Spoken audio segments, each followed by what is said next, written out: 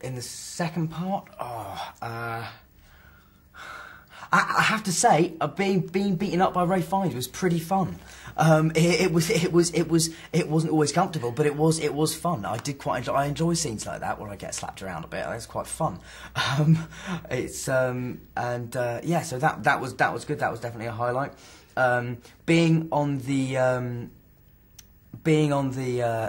underground cart, which takes us inside Gringotts, being on that cart with Rupert, a guy called John, Warwick Davis, and Helena Bonham Carter, and then Emma, was great fun, because it was just, we were all soaking wet. It was you know, we were just making jokes, and it was hilarious. It was really, really good. That was a fun day, definitely. Fun few days.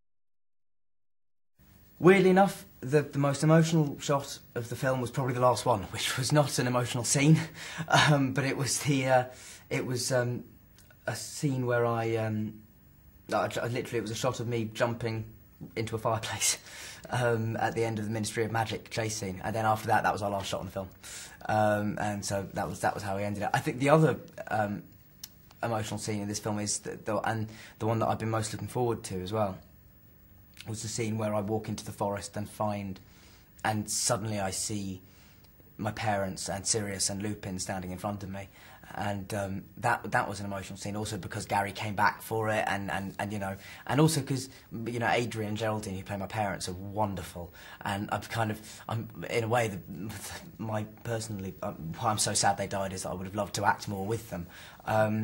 And also the character of Lupin dying, for me, is one of the most upsetting in all the books, because I love that character. And so, yeah, that scene was pretty emotional, I think. It should be, anyway.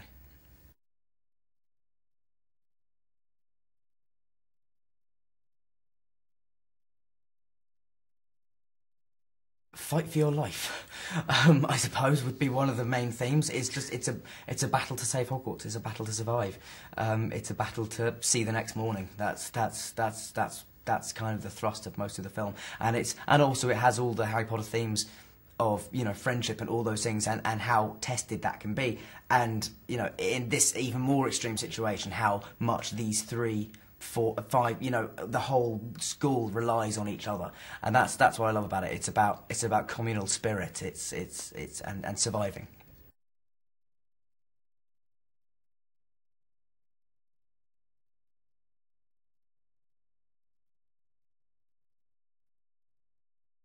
I like to think it has in some ways. Certainly for fantasy films, I think we've you know, us and Lord of the Rings, I think, you know, we obviously came out around the same time, and they were just, at that stage, sort of designed for a much older audience, you might say. But yeah, I mean, I certainly think we've set a very high standard, because we've had fantastic directors, and we've also shown that we're not afraid of taking it in a direction that wouldn't necessarily be expected. You know, I don't think many people expected either Alfonso Cuarón or David Yates to be names in the hat for any Harry Potter films.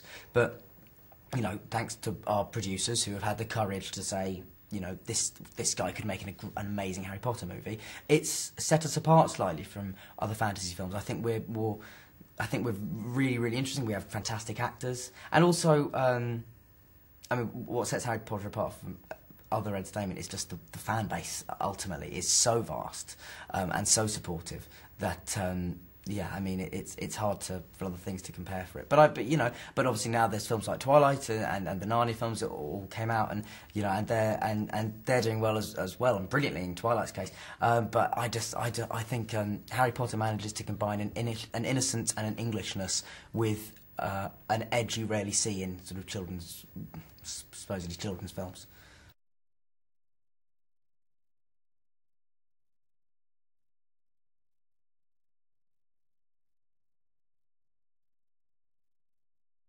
It was no, it was quite sad, but it was, I think, more than letting ourselves be soppy and nostalgic about it. I think we just used the pressure we felt because we knew it was the last one, to spur us on to try and make it the best one we could. I think we channeled that energy into a more positive, sort of constructive frame of mind.